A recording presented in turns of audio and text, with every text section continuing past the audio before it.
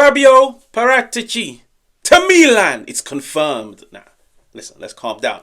Fabio Paratici, now it was reported earlier on in the week that there was a verbal agreement between him and Milan that he would become the new sporting director. Now everybody looked at him and said, "Ooh, Fabio Paratici, the guy that won 9 Scudettos with Juventus, the guy that I think he was like 32 when Marotta brought him to Sampdoria and he done well. The guy that's currently at Tottenham, like everybody was looking at him and saying, listen, we've all seen what he's done in the Serie A."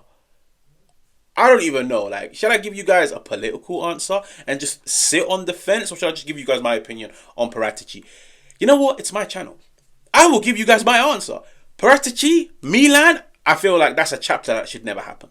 That is a chapter that should not happen. Me personally, when it comes to sporting directors, Paratici, I don't like the way he operates. Now, this isn't me saying this isn't me trying to make it sound doom and gloom like he is the worst sporting director. Don't get me wrong.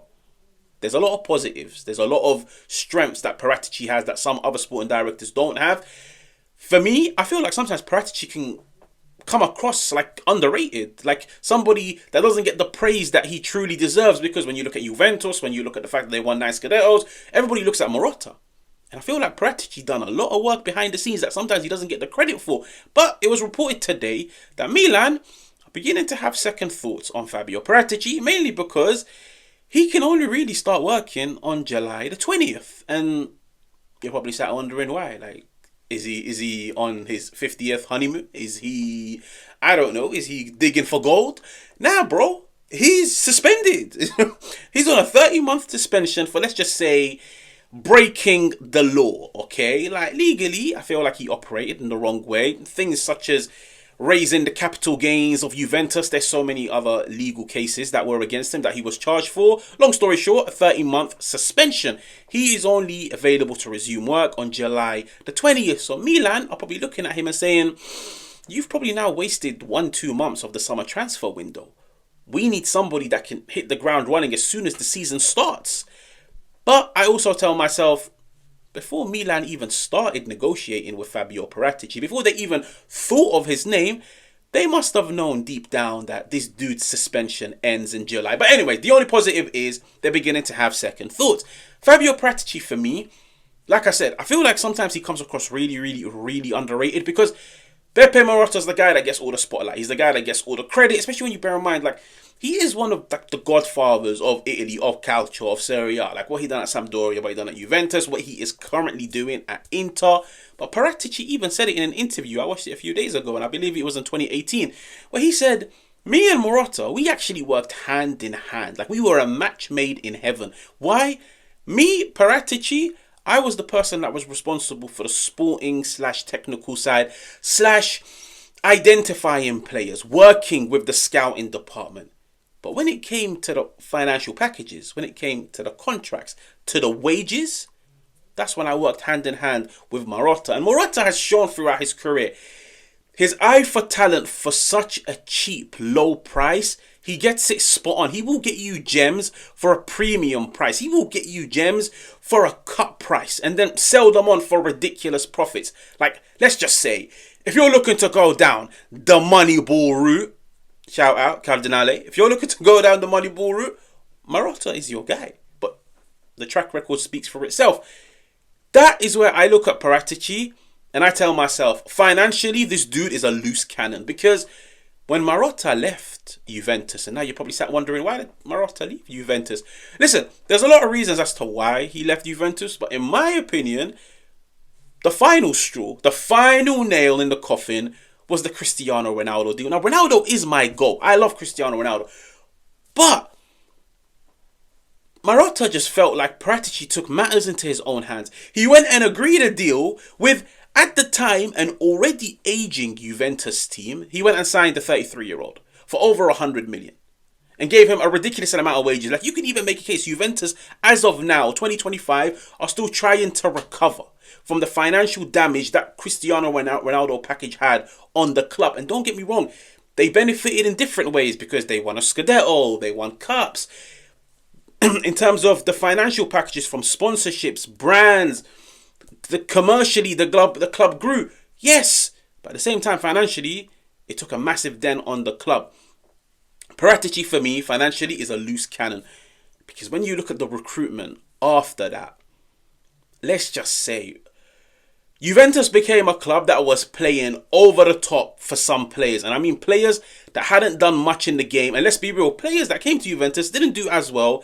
And they ended up being sold for a major loss. Then he got himself the move to Tottenham. And for me, the move to Tottenham was like the icing on the cake.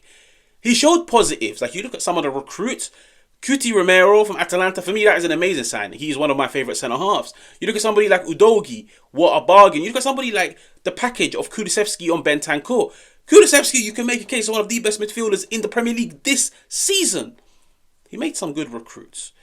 But once again, he showed the world financially, I am a loose cannon. 60 million on Richarlison. Bro, that dude ain't even worth a quarter, okay?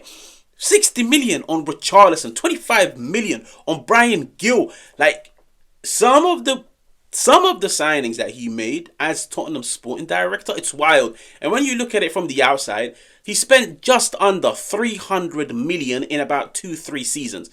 Did they get anywhere close to a trophy? No. Did the club improve? No. When you look at some of his like managerial appointments, like, let's not forget the summer where Tottenham chased 6-7 managers, and then the 7th choice was Nuno Santos. Like, literally, they knocked on every door and nobody opened. It's like Halloween when you go to people's house, trick or treat, and you get nothing. He was knocking on everybody's doors and getting nothing. Like, for a club to approach 7 managers in a summer, it tells you poor planning, like inability to sell a project to a manager, inability to convince a manager to come. For me, I look at Paratici, and like I said, I don't want to make it sound like I'm his biggest of haters or his biggest of critics, but I just look at Milan and I tell myself, for a club that the next sporting director will, one, have the assignment of appointing a new manager. This club, they're not keeping Sergio Conceição, they need to appoint a new manager. That is going to be the first assignment that falls on Paratici if he takes over. And I feel like when it comes to talent ID, when it comes to spotting managers, I don't think he's the best at it. Okay, what's next? Rebuilding this Milan squad. Like, for example, I feel like Milan's midfield is great. Reinders, Fofana. But I feel like defensively, they both can get beaten at. Reinforcements, bringing in the necessary midfielders, bringing in the necessary centre-halves. I look at somebody like Malik Tau. I look at somebody like Pavlovic, like Tomori. I don't feel like any of them are guaranteed to stay. Theo Hernandez's future. Rafa Leao, if Milan miss out on Champions League football, he'll turn around and be like, listen, I'm 25, 26. I'm looking to play Champions League. So what? Can you guys convince me to stay? Can you? That will be a matter that falls into Paratici's hands. I feel like this summer, whoever takes over as Milan's sporting director is going to have such a big task on their hands, because everything needs to rebuild, from the squad, from the manager, from, you can even make a case, the board. They might want to bring in their own people at board level. Paratici, for me, as much as there's good, I've seen a lot of bad, and it takes us on to the next thing, which is, if Milan were to miss out on him, or let's just say if they were to take themselves out of the race, who's out there? For me, I really like Tare from Lazio. I think when you look at the players that they've signed, the free agents, the players from outside of Europe's top 5 leagues that have come to the Serie A and hit the ground running, Milan can do with something like that. Like, it's not always about the marquee, big name signings. There's players outside of Europe's top 5 leagues that are just as good. It's just, you need an eye for talent. Tare, for me, I really like. Atalanta, D'Amico, I'm so sorry, I probably butchered his name. I like him as well, mainly because when you look at Atalanta, they've never ever been a club that pays premium prices for players. They take players on loan, they take free agents, they take wounded animals from across the world, and they transform them. Now, fair enough. Some might say it's just good recruitment. Some might say it's just the system. No matter what you put in that system, they flourish. But the thing is, he's shown, I can get you good players for a very small amount of money. Okay? And that is something that you can make a case. Moneyball, that's what Milan needs.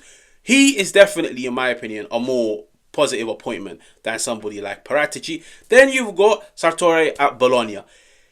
I just think when it comes to Giovanni, I just feel like it's Milan as a club, bigger than Bologna, but I feel like when you look at the trajectory that Bologna are on, the growth, the possibility of back-to-back Champions League football, Vincenzo Italiano, I just feel like it's difficult to get him out of there because he's probably looking at a project that he's assembled and built, and I don't think he'll be looking to leave it halfway. He wants to now reap the rewards of his hard work. Fair enough. Milan probably only come calling once in your career, but I look at him and say he might just tell himself, I'm just going to sit tight and see where Bologna takes me. But listen, Paratici for me, if I was to rank all four of them, I would probably go Tare first, D'Amico second, Sartori third, only because I don't think it's like the most feasible. I don't think it's the most realistic. And fourth, Paratici. Like I said, he's got good, but for me, I've seen a lot of bad, and I know about all of the internal issues at Milan at the moment, and I just feel like bringing somebody like him, where throughout his career he's shown financially I am a loose cannon, and financially I need somebody ahead of me to tell me, listen, calm down, we can't spend this much. Listen, calm down, we can't spend that much. I don't know. Listen, when it comes to sporting director, you need somebody that's got an eye for talent, but somebody that's wise with money, somebody that knows like the value of $1 million, somebody that knows the true value of players and knows whether or not I should put money into this player or not. Paratici for me comes across like he wants the big names, he wants the marquees. As much as he showed at Tottenham he can sign hidden gems in the Serie A, I just feel like financially this dude will waste a lot of money. Because I saw him waste a lot of money at Juventus. But let's just see what the future holds. But I genuinely would love to hear you guys' opinions. Who you want and whether or not you're a fan of the rumours with Paratici or not. And I will catch you guys on another one.